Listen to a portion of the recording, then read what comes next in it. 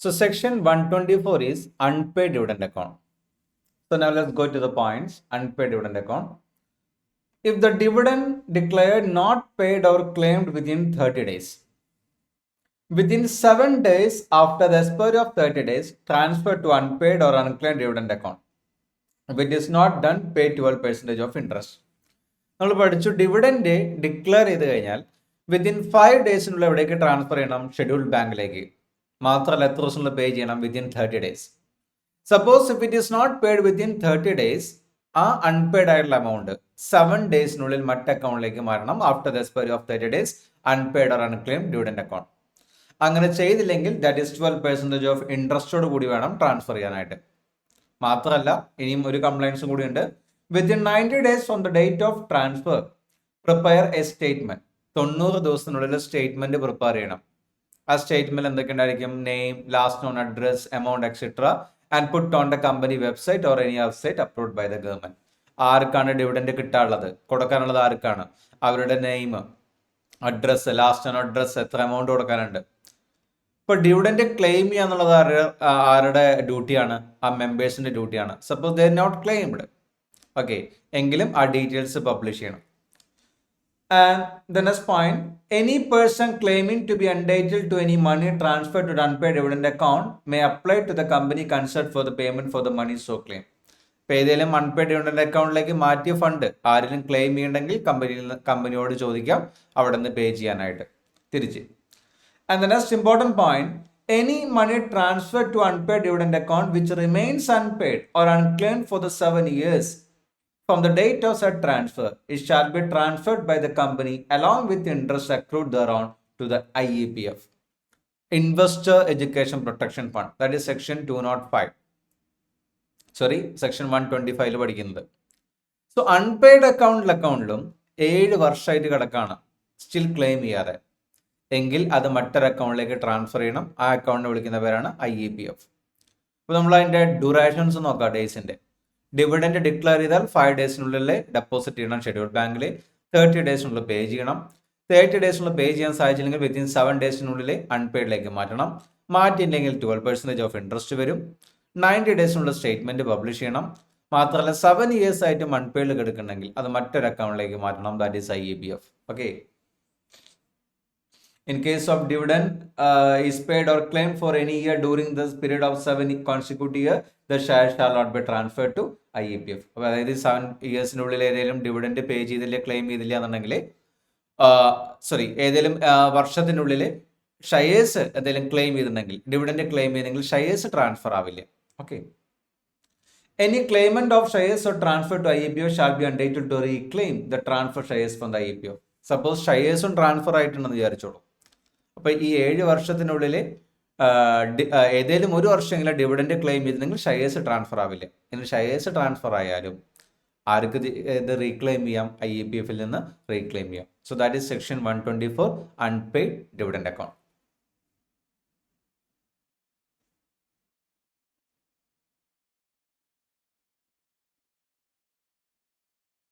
ഇനി നമുക്ക് ഈ രണ്ട് പറഞ്ഞ സെക്ഷൻസ് നമുക്ക് ബാർ ആക്ട് നോക്കി പോവാം.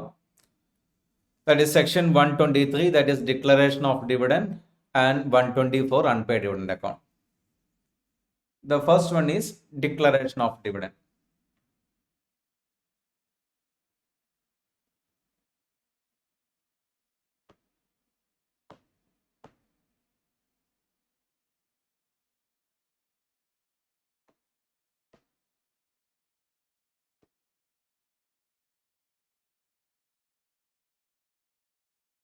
First point, no dividend shall be declared or paid by the company for any financial year except, ഇതാണ് നമ്മൾ സോഴ്സ് ഓഫ് ഡിവിഡൻഡിൽ പഠിച്ചത്, out of profit of the company for that year arrived after providing depreciation. Depreciation ഏതായിരുന്നു? Schedule 2.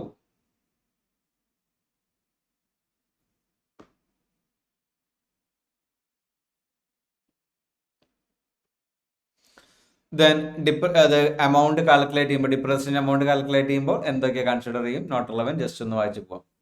Then out of money provide by central government or state government for the payment of dividend by the company in pursuance of any guarantee given by that government. അതാണ് നമ്മൾ പഠിച്ചത്. ഏതാണ് source of profit? current year profit or previous year profit or money provided by the central government or state government for the payment of dividend by the company in pursuance of any guarantee given by the government. Provided that any provisos നമ്മൾ add ചെയ്യാണ്. Before declaration of dividend in a financial year, transfer such percentage of his profit for the financial year as it may consider appropriate to the reserve. നമ്മൾ പഠിച്ചു may consider, വേണമെങ്കിൽ dividend declare ചെയ്യുന്നതിനേക്കാൾ മുമ്പ് certain percentage of profit വേണമെങ്കിൽ എന്ത് ചെയ്യാം, റിസർവിലേക്ക് transfer ചെയ്യാം. ദെൻ പ്രൊവൈഡഡ് ഫർദർ ദാറ്റ്, വീണ്ടും പ്രൊവിസ് ഫർദർ എക്സ്പ്ലനേഷൻ ഐഡിയാണ്, അവൻ due to inadequacy or absence of profit. Absence inadequacy ആണ്, അബ്സെൻസ് ആണ് എങ്കിൽ any company propose to declare dividend out of the accumulated profit. Accumulated പ്രോഫിറ്റിൽ നിന്നാണ് ഡിവിഡൻഡ് ഡിക്ലെയർ ചെയ്യുന്നതെങ്കിൽ ഏത് റിസർവ് യൂസ് ചെയ്യുക, ഫ്രീ റിസർവ്. എങ്കിൽ the dividend can be declared by comply with the rule 3. ആ റൂൾ 3 ആണ് നമ്മൾ പഠിച്ചത്. ഇത് ബാർ ആക്ട് ആണ്. റൂൾ 3 നമ്മൾ 4 റൂൾസ് പഠിച്ചു. ഓക്കെ, സോ അതാണ് ഈ points. Then regarding the interim dividend, the board of directors, subsection 3 la പറയുന്നത് 123 subsection 3, the board of directors of the company may declare interim dividend. So interim dividend ആരാ declare ചെയ്യുക, board of directors, during any financial year, ഒന്നെങ്കിൽ financial year എപ്പോൾ വേണമെങ്കിലും, or at any time during the period from the closure of financial year till the holding of AGM. AGM financial year close ചെയ്തു, AGM നടക്കുന്നതിനേക്കാൾ മുമ്പ് വരെ. എവിടെ നിന്ന്, out of surplus in the P&L account, already പഠിച്ചതാണ്. P&L സർപ്ലസിൽ നിന്ന്, or profit of the financial year on which such interim dividend is sought to be declared. അല്ലെങ്കിൽ ആ ഫിനാൻഷ്യൽ ഇയറിന്റെ പ്രോഫിറ്റിൽ നിന്ന്, അതുമല്ലെങ്കിൽ out of profit generated in the financial year till the quarter preceding the date of declaration of interim dividend. നമ്മൾ cover ചെയ്താണ്, bar act just വായിച്ചു പോകണം. ഓക്കെ, ഇനി ഇന്ററിം ഡിവിഡൻഡ് ഡിക്ലെയർ ചെയ്യുമ്പോൾ ഇമ്പോർട്ടൻ്റ് ആയിട്ട് ഒരു പോയിന്റ് പറഞ്ഞ്, ലോസ് ഉണ്ടെങ്കിൽ തന്നെ ക്വാർട്ടർലി ഇമ്മീഡിയറ്റ് ലോസ് ആണെങ്കിൽ ഡിക്ലെയർ ചെയ്യാം, but it shall not be declared at the rate higher than the average dividend declared by the company during immediately the preceding financial year. Okay, പിന്നെ ആർക്കാണ് dividend pay ചെയ്യുക? No dividend shall be paid by the company in respect of any shares except to the registered shareholder or is ordered to the banker. Registered shareholderക്കോ അതിൽ order of the ബാങ്കർക്കാണ് pay ചെയ്യേണ്ടത്.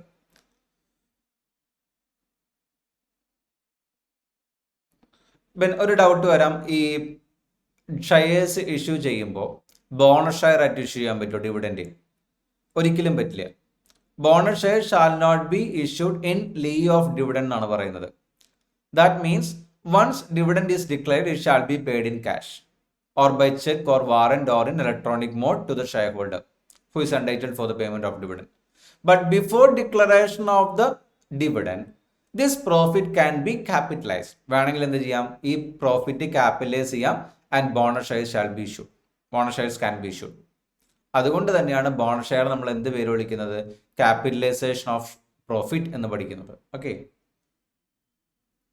So എല്ലാ പോയിന്റ്സും just വായിച്ചു പോവാ. നമ്മൾ important ആണ്. Bare act നമ്മൾ section two subsection h bare act cover ചെയ്യുന്നില്ല. ഇമ്പോർട്ടൻ്റ് ആയുള്ള ഏരിയ മാസം നമ്മൾ നോക്കി പോവാണ്. ഓക്കെ, എക്സാം പോയിന്റ് ഓഫ് വ്യൂല്. Then unpaid dividend account already ഇപ്പോൾ പഠിച്ചതാണ്, ഒന്നുകൂടി നോട്ട് ചെയ്യാണ്. Unpaid dividend account section 124. Where the company has been declared, when the dividend has been declared by the company but has not been paid. പേ ചെയ്തില്ല, declare ചെയ്തു, or claim ചെയ്തില്ല within 30 days, 30 ദിവസത്തിനുള്ളിൽ from the date of declaration to any shareholder entitled to the payment of dividend. Entitled means legal right. ഇപ്പോൾ dividend കിട്ടാൻ അവകാശമുള്ള ഏതെങ്കിലും വ്യക്തിക്ക്, share ഹോൾഡർക്ക് dividend pay ചെയ്തില്ല declare ചെയ്തതിനു ശേഷം 30 ഡേയ്സിനുള്ളിൽ, എങ്കിൽ the company shall within 7 days, നമ്മൾ നേരത്തെ പഠിച്ച പോലെ 7 ദിവസത്തിനുള്ളിൽ, from the date of expiry of the set period of 30 days, ആ 30 ദിവസം കഴിഞ്ഞിട്ട് 7 ദിവസത്തിനുള്ളിൽ transfer the total amount of set dividend which remains unpaid or unclaimed to a special account. അങ്ങനെ അൺക്ലെയിം ചെയ്യാത്തതോ അൺപെയ്ഡ് ചെയ്യാത്ത എമൗണ്ട് ഒരു സ്പെഷ്യൽ അക്കൗണ്ടിലേക്ക് മാറ്റണം. ആ സ്പെഷ്യൽ അക്കൗണ്ട് വിളിക്കുന്ന പേരാണ് that is called as N unpaid dividend account. മാത്രമല്ല ഒരു പോയിന്റ് കൂടി പഠിച്ചു, വീണ്ടും ഫർദർ എക്സ്പ്ലനേഷൻ ചെയ്യുന്നില്ല. 90 ഡേയ്സിനുള്ളിൽ സ്റ്റേറ്റ്മെന്റ് പബ്ലിഷ് ചെയ്യണം. ആർക്കാണ് കൊടുക്കാനുള്ളത് ഡിവിഡൻഡ്, അവരുടെ name, last non, address, details എല്ലാം പറയണം. Okay.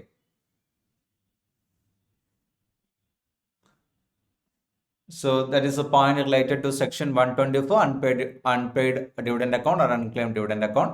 പിന്നെ ഇമ്പോർട്ടൻ്റ് ആയിട്ട് ശ്രദ്ധിക്കേണ്ട ഒരു പോയിന്റ് പറഞ്ഞു, വിത്തിൻ 7 years ആയിട്ട് സ്റ്റിൽ എമൗണ്ട് അവിടെ കിടക്കുന്നുണ്ടെങ്കിൽ അത് മറ്റൊരു അക്കൗണ്ടിലേക്ക് മാറ്റണം. That is called as an IEPF, investor education protection fund. That's all.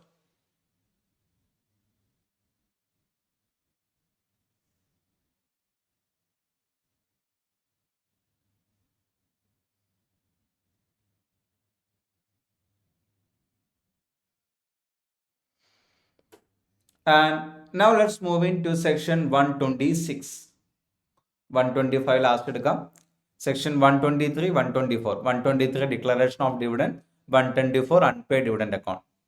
And നമ്മൾ നേരിട്ട് പോകുന്നത് 126ലേക്കാണ്. 125 is pending, that is IEP. So important സെക്ഷനിലും ഇത് നോട്ട് ചെയ്യുക. 123 declaration of dividend, 125 IEPF. 126 right shares, bonus shares, right of dividend to be held in abeyance pending registration of transfer of shares. Shortly 2 point മനസ്സിലാക്കിയാൽ മതി. നമ്മൾ ഇൻട്രൊഡക്ഷനിൽ പറഞ്ഞൊരു ടോപ്പിക്കാണ്. Mister എയുടെ കയ്യിൽ 100 ഷെയർ ഉണ്ടായിരുന്നു. His name is entered in the register of member. So register of മെമ്പേഴ്സിലെ ആരാണ് ഷെയർ ഹോൾഡർ? മിസ്റ്റർ എ ആണ്. And he is holding 100 shares. നമ്മൾ എന്താ പഠിച്ചത്? Who is entitled to get dividend? Whose name is entered in the register of members. That is registered share holder. Here the registered shareholder is Mr. A. But ഇവിടെ situation സംഭവിച്ചു. A transferred his entire shares to B. Bക്ക് transfer ചെയ്തു. B ആരായി മാറി? Share holder ആയിട്ട് മാറി. But share ഹോൾഡറിന്റെ എല്ലാ rights കിട്ടോ ബിക്ക്? The answer is no. The transfer must be registered. എന്ത് വേണം? ഈ ട്രാൻസ്ഫർ രജിസ്റ്റർ ചെയ്യണം. ഈ share certificate, then transfer deed, ഇതെല്ലാം കൂടി കമ്പനിക്ക് അയച്ചു കൊടുക്കണം. ബോർഡിൽ അപ്രൂവ് ചെയ്യണം. അതിനുശേഷം A name would be strike off and B name would be entered. അതിനുശേഷം മാത്രമേ ബി ആരായിട്ട് മാറുള്ളൂ? രജിസ്റ്റേർഡ് ഷെയർ ഹോൾഡർ ആയിട്ട് മാറുള്ളൂ. So in between time the company declared dividend. So the question, ആർക്കാണ് ഡിവിഡൻഡ് കിട്ടുക? A or B? ലോ പ്രകാരം registered share holder എന്നാണ് പറയുന്നത്. എങ്കിൽ ഇവിടെ രജിസ്റ്റേർഡ് ഷെയർ ഹോൾഡർ ആരാണ്? എ ആണ്. ബട്ട് ഇൻഫാക്ട് ആക്ച്വലി അദ്ദേഹം ഷെയർ ഹോൾഡ് ചെയ്യുന്നുണ്ടോ? ഇല്ല, ബിയുടെ കയ്യിലാണ്. എങ്കിൽ ആർക്ക് കൊടുക്കും? Answer is simple. ഇത് രണ്ടുപേർക്കും കൊടുക്കില്ല. This amount would be transfer to unpaid dividend account. Unpaid dividend അക്കൗണ്ടിലേക്ക് മാറ്റും. ബട്ട് വേണമെങ്കിൽ ആർക്ക് ആക്ച്വലി കിട്ടാനുള്ള റൈറ്റ് ഇവിടെ? രജിസ്റ്റേർഡ് ഷെയർ ഹോൾഡർ എ ആണെങ്കിൽ മേക്ക് ഷെയർ ഇല്ല, ബിക്കാണ് കിട്ടേണ്ടത്. ഓക്കെ. സോ ഇവിടെ എ പറയാണ്, അതായത് എ ആരാണ് ഇവിടെ? ട്രാൻസ്ഫറർ ആണ്. ബി ആരാണ്? ട്രാൻസ്ഫറി ആണ്. എ പറയാണ് ഐ ഹാവ് നോ ഒബ്ജെക്ഷൻ. ബിക്ക് കൊടുക്കുന്നതുകൊണ്ട്, ട്രാൻസ്ഫറിക്ക് കൊടുക്കുന്നതുകൊണ്ട് എനിക്ക് ഒബ്ജെക്ഷൻ ഇല്ല എന്ന് പറയുകയാണെങ്കിൽ the company will give such amount of dividend to B. Okay. അങ്ങനെ ഒന്നും ഒബ്ജെക്ഷൻ കൊടുത്തില്ല, അല്ലെങ്കിൽ എ എന്ന് പറഞ്ഞാൽ ട്രാൻസ്ഫർ ഓതറൈസേഷൻ ചെയ്തില്ല എന്നുണ്ടെങ്കിൽ സച്ച് എമൗണ്ട് ഓഫ് ഡിവിഡൻഡ് എവിടേക്ക് മാറും? That is unpaid dividend account. പിന്നീട് അവിടെ നിന്ന് വീണ്ടും റീക്ലെയിം ചെയ്യാന്ന് പഠിച്ചു. Okay, that is the first point. And second point, ഇതേപോലെ തന്നെ ഒരു ഷെയർ ഹോൾഡറുടെ കിട്ടുന്ന റൈറ്റ്സ് ആണ് ഇതൊക്കെ. റൈറ്റ് ഇഷ്യൂ, ബോണസ് ഇഷ്യൂ, ഇത്തരം കാര്യങ്ങളൊക്കെ. റൈറ്റ് ഇഷ്യൂ ആർക്കാ കിട്ടുക? The shares were offered to the existing share holders of the company on the base of paid up capital. Bonus ഷെയറും ആർക്കാണ് കിട്ടുക? ഇറ്റ് ഇസ് ബോണസ് ഷെയർസ് ആർക്ക് അലോട്ട് ചെയ്യുക? To the existing share holders. അപ്പോൾ dividend പോലെ തന്നെ ഇവിടെയും issue വരും. രജിസ്റ്റേർഡ് ഷെയർ ഹോൾഡർ ആരാണ്? എ ആണ്, ബി ആണ്. എങ്കിൽ എക്കാണ് റൈറ്റ് ഷെയർ കിട്ടാനുള്ള റൈറ്റ്, ബിക്കാണ് ബോണസ് ഷെയർ എക്കാണ് ബോണസ് ഷെയർ കിട്ടാനുള്ള റൈറ്റ്. ബട്ട് എയുടെ കയ്യിൽ ഇപ്പോൾ ഷെയർ ഇല്ല. ആരുടെ കയ്യിലാണ്? ബി ആണ്. പക്ഷെ അത് രജിസ്ട്രേഷൻ കഴിഞ്ഞിട്ടില്ല. അപ്പോൾ ഇത്തരം കേസിൽ in the case of bonus issue, right issue പോലുള്ള കേസാണെങ്കിൽ it shall be kept in abeyance. Abeyance means താൽക്കാലികമായിട്ട് പെൻഡിങ്ങിൽ വയ്ക്കുക. അപ്പോൾ 2 പോയിന്റ്. ഒന്ന്, if the transfer is done but not registered. In between time, suppose if the dividend is declared, the such dividend amount would be transferred to unpaid dividend account. But if the transferor give authorization to the company, then the amount of dividend would be credited to the transferee account. And what about in the case of bonus issue or right issue? It shall be kept in abeyance, temporarily suspension. That's all. And now let's move to the section 127. It is an important section ആണ്, not ചെയ്യണം. That is punishment for the failure of distribution of dividend. Okay, punishment കിട്ടാണ് for the failure of distribution of dividend.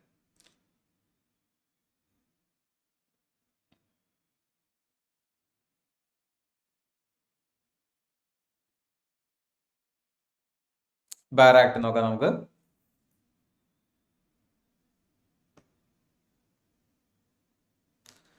Where a dividend has been declared by the company, company dividend declare ചെയ്തു, but has not been paid, പക്ഷെ pay ചെയ്തില്ല.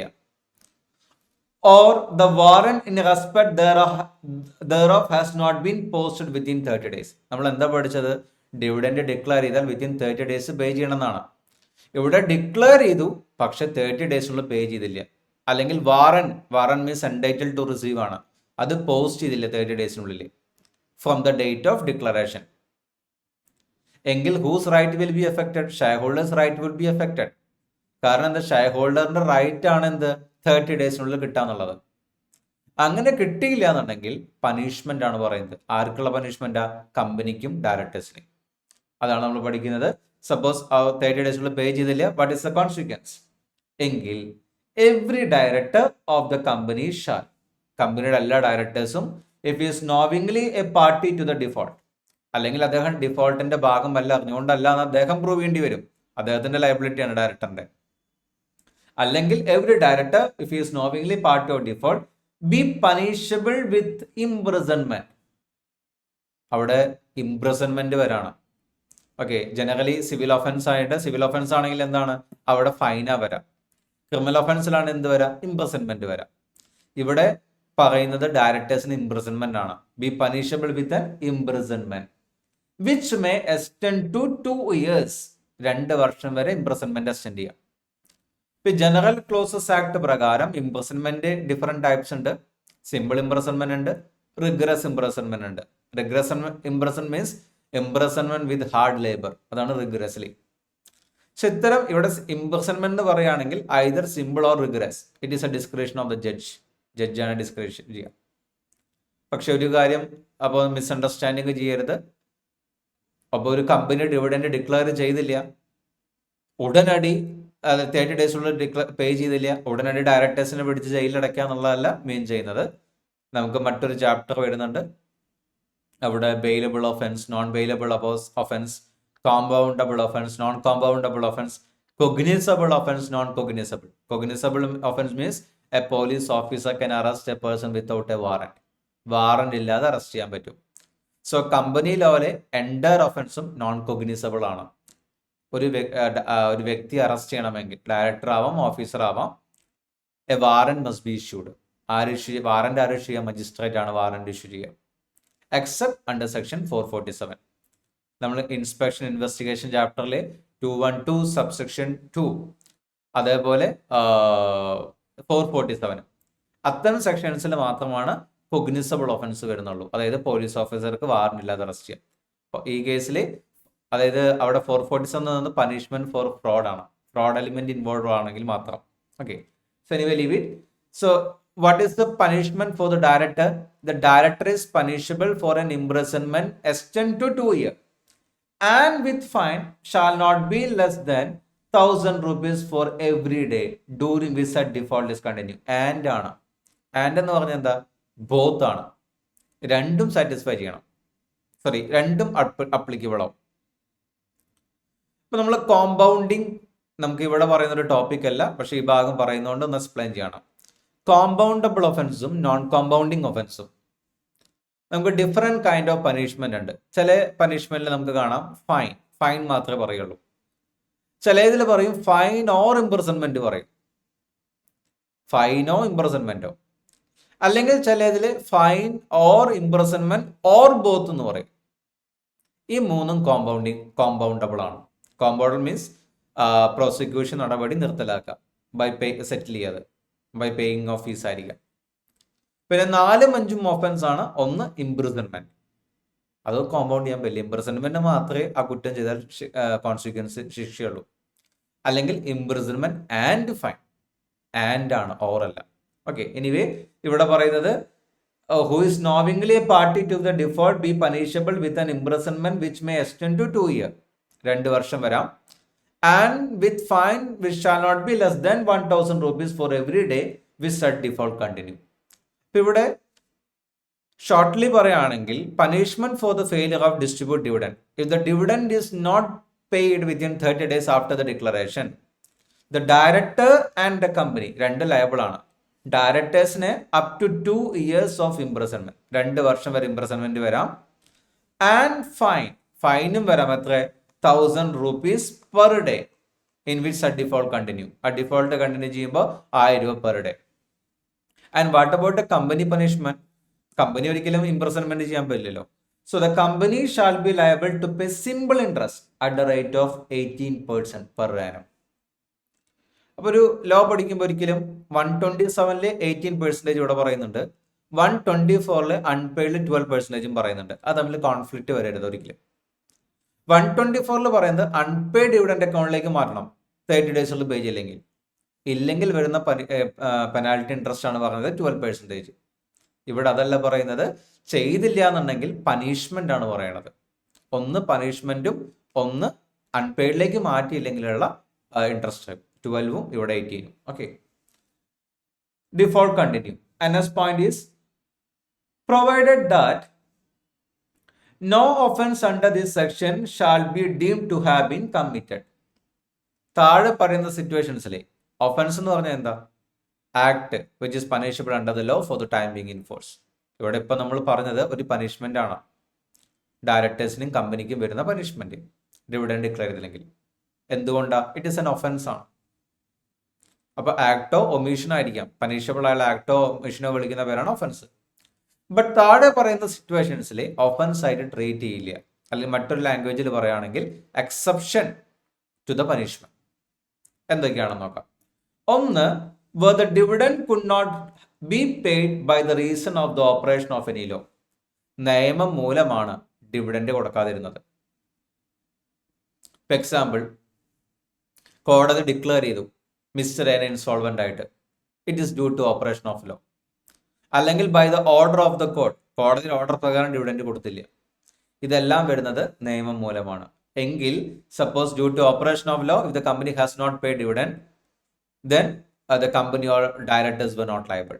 In second exception, where the shareholder has given direction to the company regarding the payment of dividend and those directions cannot be complied with, the same has been communicated to him. For example പറയാം, നമ്മൾ നേരത്തെ പറഞ്ഞു dividend is paid to hmm? Dividend is paid to the registered share holder or by his order to the banker. Suppose ഞാൻ ഒരു registered share holder ആണ്, എൻ്റെ bank SBI ആണ്. ഞാൻ നമ്മുടെ കമ്പനിക്ക് ഡയറക്ഷൻ കൊടുത്തു, എനിക്ക് കിട്ടാനുള്ള ഡിവിഡൻഡ് എമൗണ്ട് ബാങ്കിലേക്ക് SBIയിലേക്ക് ക്രെഡിറ്റ് ചെയ്തോളൂ. ബട്ട് കമ്പനി ക്രെഡിറ്റ് ചെയ്യാൻ പോകുന്ന ടൈമിൽ കമ്പനിയുടെ കയ്യിലുള്ള ഡീറ്റെയിൽസും എൻ്റെ പേരും അഡ്രസ്സും ബാങ്കിൽ കിടക്കുന്ന നെയിമും അഡ്രസ്സും ഡിഫറൻസ് ഉണ്ട്, അല്ലെങ്കിൽ ഡിഫറൻസ് ഉണ്ട്. ഓക്കെ, അപ്പോൾ അതുകൊണ്ട് എന്ത് ചെയ്യാൻ പറ്റുന്നില്ല? ഞാൻ കൊടുത്ത ഡയറക്ഷൻസ് കമ്പനിക്ക് കംപ്ലൈ ചെയ്യാൻ പറ്റുന്നില്ല. It is an exception. But കമ്പനിക്ക് ഒരു ഡ്യൂട്ടി ഉണ്ട്. അങ്ങനെ പറ്റിയില്ലെങ്കിൽ the same has been communicated to him. ആ കാര്യം എന്നെ ഇൻറ്റിമേഷൻ ചെയ്യണം. ഇന്ന റീസൺ കൊണ്ട് നിങ്ങൾ പറഞ്ഞ ഡയറക്ഷൻസ് കംപ്ലൈ ചെയ്യാൻ പറ്റുന്നില്ല, അതുകൊണ്ട് ഡിവിഡൻഡ് തരാൻ പറ്റുന്നില്ല. അങ്ങനെ ചെയ്താൽ എന്താണ്? the company or director is not liable. Suppose if it is not been communicated to him അല്ലെങ്കിൽ to the shareholder, എങ്കിൽ still the liability will be continue. ഈ പറഞ്ഞ രണ്ട് liability. That is the second exception. And third exception, where there is a dispute regarding the right to receive dividend. മരിച്ചുപോയി, അച്ഛനാണ്, രണ്ട് മക്കളുണ്ടായിരുന്നു, legal representative. അവർ title of the ഷെയർസിന് വേണ്ടിയിട്ട്, മരിച്ചുപോയ ഡിസീസ്ഡ് ഫാദറിന് ടൈറ്റിൽ ഓഫ് ഷെയർസിന് വേണ്ടി ഡിസ്പ്യൂട്ട് അറൈസ് ചെയ്യാണ്. കേസാണ് കോടതിയിൽ, അല്ലെങ്കിൽ കോടതിയിൽ സ്റ്റേ ഉണ്ട്, whatever. So if there is a dispute regarding the right to receive dividend, അവിടെയും എന്ത് ചെയ്യാം? ഡിവിഡൻഡ് കൊടുത്തില്ല എന്നുണ്ടെങ്കിൽ 30 ഡേയ്സിനുള്ളിൽ company or directors it is a ground for defence. Okay. Fourth one, where the dividend has been lawfully adjusted by the company against the sum due from the shareholder. Lawfully adjust ചെയ്യാം. For example, Mr. A 1000 shares hold ചെയ്യുന്നുണ്ട് at the rate of 10 each. And he paid 5 rupees. 1000 means 5000 ആണ്. Sorry 10,000 അദ്ദേഹം total value വരുന്നുണ്ട്, 5,000 അടച്ചിട്ടുള്ളൂ. അതായത് എന്താ, 5,000 pending ഉണ്ട്. Company call ചെയ്തു, balance amount 5,000 തരാൻ പറഞ്ഞു. ദർ ഇസ് എ കോൾസിനറിയസ് അവിടെ പെൻഡിങ് ഉണ്ട്. ഇൻ ബിറ്റ്വീൻ ടൈമിലാണ് കമ്പനി മറ്റൊരു 1000 ഷെയർസിന്റെ ഡിവിഡൻഡ് ഡിക്ലെയർ ചെയ്യുന്നത്. ഫുള്ളി പെയ്ഡ് അപ്പ് ഷെയർസിനാണ് ഡിവിഡൻഡ് ഡിക്ലെയർ ചെയ്യുക. അത് ഡിക്ലെയർ ചെയ്തത് example 1000 at the rate of 10% dividend declare ചെയ്തു. ഓക്കെ, എങ്കിൽ 1000 ഷെയർസ് 10%. അപ്പോൾ ഒരു 1000 ഷെയർസ്, ഒരു ഷെയർസിന്റെ വാല്യൂ 10. അപ്പോൾ 10% ഡിവിഡൻഡ് ഡിക്ലെയർ ചെയ്താൽ 10 രൂപയുടെ 10% എന്ന് പറഞ്ഞാൽ 1 രൂപ. എത്ര ഷെയർസ് ഹോൾഡ് ചെയ്യുന്നുണ്ട്? 1000 rupees. അപ്പോൾ മിസ്റ്റർ എക്ക് കമ്പനിയിൽ നിന്ന് കിട്ടാനുള്ളത് 1000 രൂപ.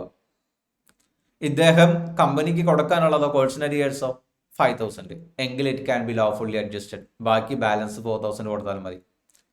ഇനി ചിലപ്പോൾ 3,000 ഡിവിഡൻഡ് കിട്ടാമെങ്കിൽ 3,000 can be adjusted with കോൾസിനറിയേഴ്സ്.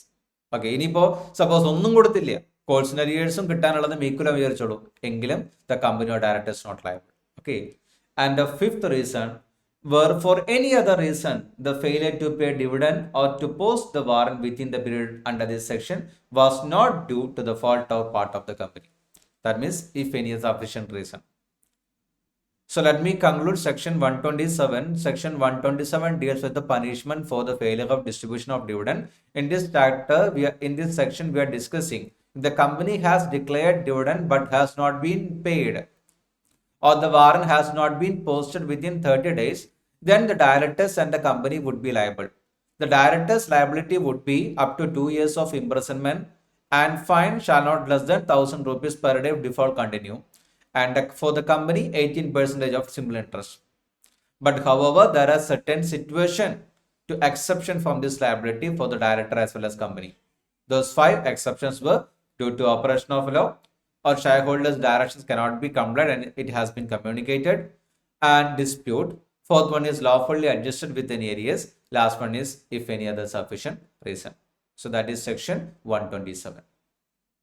And now let's go into the last section, that is section 125, that is IEPF, Investor Education Protection Fund. So IEPF,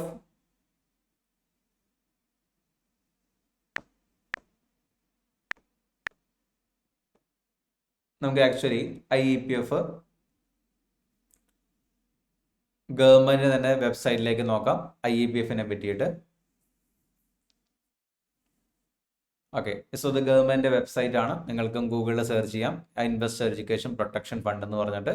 okay, so ഇതിൽ അബൌട്ട് us IEPF ലെജിസ്ലേഷൻ അതിൽ section 125 പറഞ്ഞിട്ടുണ്ട്.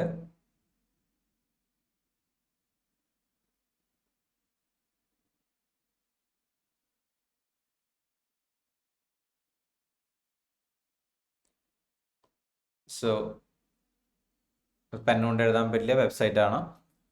Section 125, that is investor education protection fund. നമുക്ക് just നോക്കി പോവാം main points എന്തൊക്കെയാണ് IEPF എന്ന് പറഞ്ഞു കഴിഞ്ഞാൽ. ഒന്ന്, the central government shall establish a fund to be called as an IEPF. അപ്പൊ ഈ ഫണ്ട് കോൺസ്റ്റിറ്റ്യൂട്ട് ചെയ്തിട്ടുള്ളത് ആരാണ്? സെൻട്രൽ ഗവൺമെന്റ് ആണ്. ഈ ഫണ്ടിലേക്ക് ഒരുപാട് സ്ഥലത്ത് എമൗണ്ട് വരുന്നുണ്ട്, ഈ ഫണ്ടിൽ നിന്ന് ഒരുപാട് എക്സ്പെൻസ് പോകുന്നുണ്ട്, that is income and expense. Okay, അല്ലെങ്കിൽ സോഴ്സസ് ആൻഡ് യൂട്ടിലൈസേഷൻ. എവിടെ നിന്നൊക്കെയാണ് ഫണ്ട് സോഴ്സസ് വരുന്നത് IEPFലേക്ക്, എന്തിനു വേണ്ടിയിട്ടൊക്കെയാണ് യൂട്ടിലൈസ് ചെയ്യുന്നത്? വേഗം ഒന്ന് ജസ്റ്റ് ഒന്ന് വായിച്ചു പോവാം. The amount given by the central government by the way of grant after due appropriation made by the parliament by law in this behalf for being utilized for the purpose of this fund. അതായത് central government തരുന്ന fund grant ആയിട്ട്. അല്ലെങ്കിൽ donations given to the fund by the central government, state government, companies, other institution. അതായത് shortly പഠിക്കുകയാണെങ്കിൽ എന്താ? Central government, state government, grants and donations and company. Okay, then amount of unpaid dividend account. നമ്മളിപ്പോൾ നേരത്തെ പഠിച്ച് 124 പ്രകാരം 7 years or still ഉണ്ടെങ്കിൽ അത് എവിടേക്ക് മാറണം? IEPFലേക്ക് മാറണം. Then the amount in the general revenue account of the central government. Detail ആയിട്ട് നോക്കണ്ടേ 205(a) പ്രകാരം കമ്പനീസ് ആക്ട് ഓഫ് 1956 നമ്മുടെ പുതിയ കമ്പനീസ് ആക്ടിൽ 124 അൺപെയ്ഡ് ഉണ്ടെങ്കിൽ IEPF മാറ്റണം എന്ന് പറയുന്ന പോലെ സെക്ഷൻ 205A പറയുന്നുണ്ട് ഇതേപോലെ അൺപെയ്ഡ് 3 years ഉണ്ടെങ്കിൽ അത് IEPF മാറ്റണം. അതുപോലെ 205C അവിടെ IEPF ഉണ്ട്. അപ്പോൾ കമ്പനീസ് ആക്ട് 2013 വന്നപ്പോൾ 205Aയും 205Cയും 1956 ആക്ട് പ്രകാരമുള്ള 205A അൺപെയ്ഡ് ഡിവിഡന്റ് അക്കൗണ്ടും 205C പ്രകാരമുള്ള IEPFും ഇപ്പോഴില്ല. പകരം ആ എമൗണ്ട് എല്ലാം എവിടേക്ക് മാറി? കമ്പനീസ് ആക്ട് 2013 പ്രകാരം സെക്ഷൻ 125 IEPF മാറി. ഓക്കെ, അതാണ് next point. The amount lying in the IEPF under the section 205C. Then the interest or other income received out of investment made from the fund.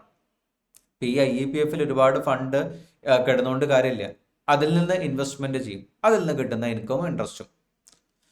അല്ലെങ്കിൽ amount received under subsection 4 of section 130I.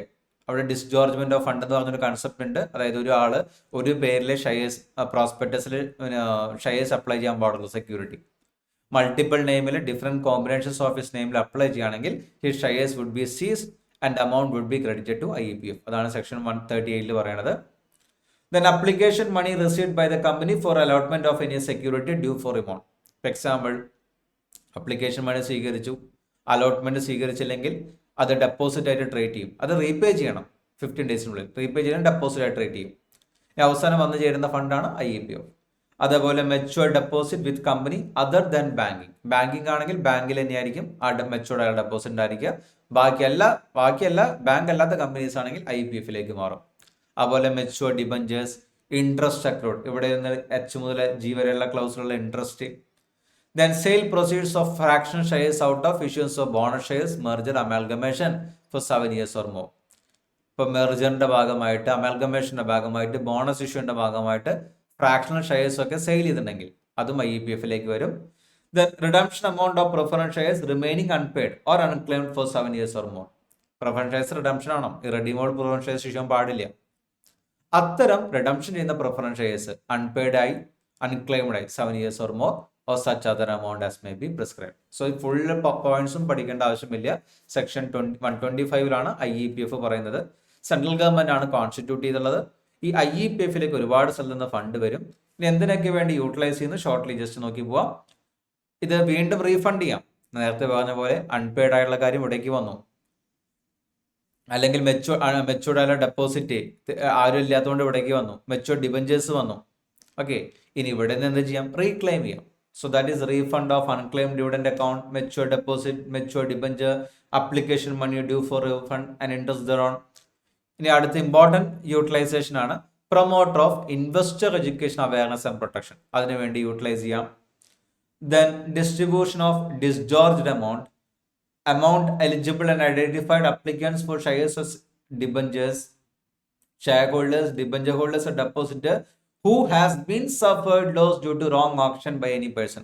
ഏതെങ്കിലും വ്യക്തിയുടെ wrong action കൊണ്ട് ഇപ്പോൾ share ഹോൾഡേഴ്സിനോ debenture ഹോൾഡേഴ്സിനോ അല്ലെങ്കിൽ identified അപ്ലിക്കൻസിനോ നഷ്ടം സംഭവിച്ചിട്ടുണ്ടെങ്കിൽ അവിടെ നികത്താനായിട്ടും ഇത് ചെയ്യാൻ പറ്റും. With the orders made by the court which had order disgorgement. Disgorgement means unlawfully gain ചെയ്തത് തിരിച്ചു കൊടുക്കാം. Okay. Then reimbursement of legal expense incurred by the company in class action suit. നമുക്ക് class action suit പഠിക്കാനുണ്ട് detail ആയിട്ട്. 244 പ്രകാരം we can discuss it later. അതിന് വരുന്ന expense it can be reimbursed and such any other purpose. So ഇതാണ് utilisation. പിന്നെ ഇതിൽ mainly വരുന്ന പോയിന്റ്സ്, ഇത് പബ്ലിക് ഫണ്ട് ആണ്, അതുകൊണ്ട് തന്നെ CAG ആണ് ഇത് ഓഡിറ്റ് ചെയ്യേണ്ടത്, controller and audit general. CAG report forward ചെയ്യും IEPF-ന്.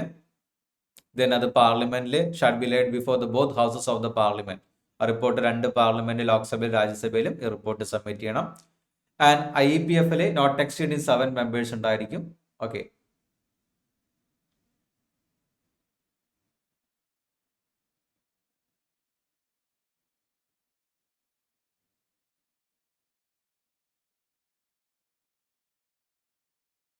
ഓക്കെ. ദെൻ ഈ പോയിന്റ്സ് ആണ് പിന്നെ ബാക്കി വരുന്നത്. നമുക്ക് എക്സാമിന് അധികം റിലവൻ്റ് അല്ലാത്തതുകൊണ്ട് ഡീറ്റെയിലേക്ക് പോകുന്നില്ല.